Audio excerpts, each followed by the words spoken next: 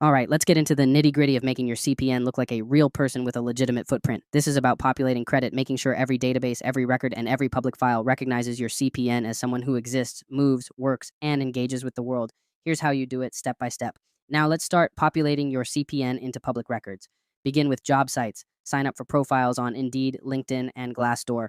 Use your CPN information to create these profiles. Even if you don't apply for jobs, having your CPN listed on these platforms makes it look like you're actively participating in the job market.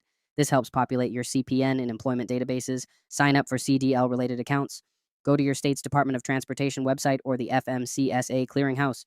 When prompted for a CDL number, input your CPN ID number. It will likely say it's invalid, but keep trying. Eventually, you'll be able to proceed. This step is crucial because it adds your CPN to commercial vehicle databases, making it look like you have a commercial driver's license.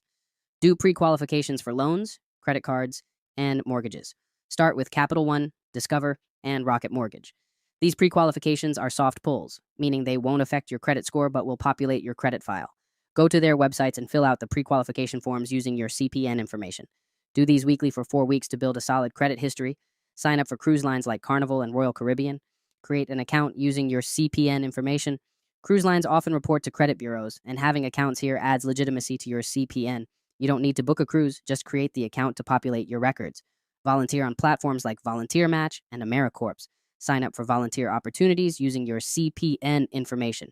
Volunteering shows that you're actively engaged in your community, which helps build a robust public record. Choose opportunities that require some level of verification to strengthen your CPN. Become a test subject for medical research. Go to Science 37 and sign up for their studies using your CPN information. Sign up for census surveys through census.gov and create a login.gov account. These steps ensure your CPN is recorded in government and medical databases, making it look like you're a real person with a legitimate presence.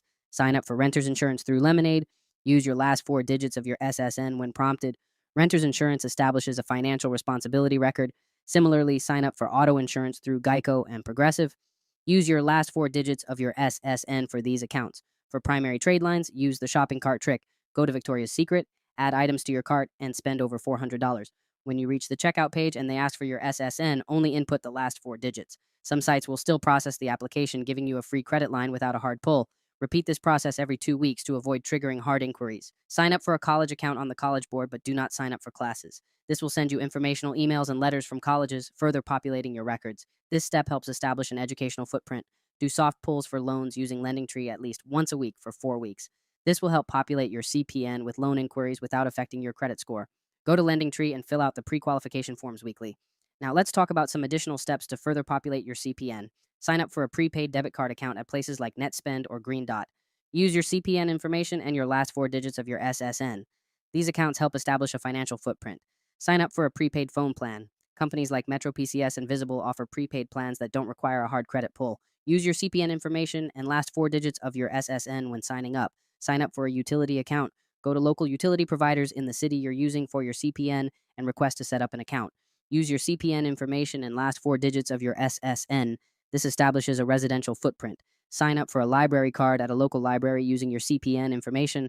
Libraries often have public records that can be accessed, and having a library card adds another layer of legitimacy. Finally, sign up for a gym membership. Use your CPN information and last 4 digits of your SSN. Gyms often have membership databases that can be accessed, and this adds another public record. Remember, this process takes time. It's not about rushing or trying to cut corners. You need to populate your CPN with consistent, realistic activity over several months. The more records you have, the stronger your CPN will be. Keep in mind, all of this information is educational purposes only. If you do this correctly, you'll have a CPN that looks like a real person with a solid footprint. You'll be able to get phones, loans, and other services without any issues, but you've got to put in the work.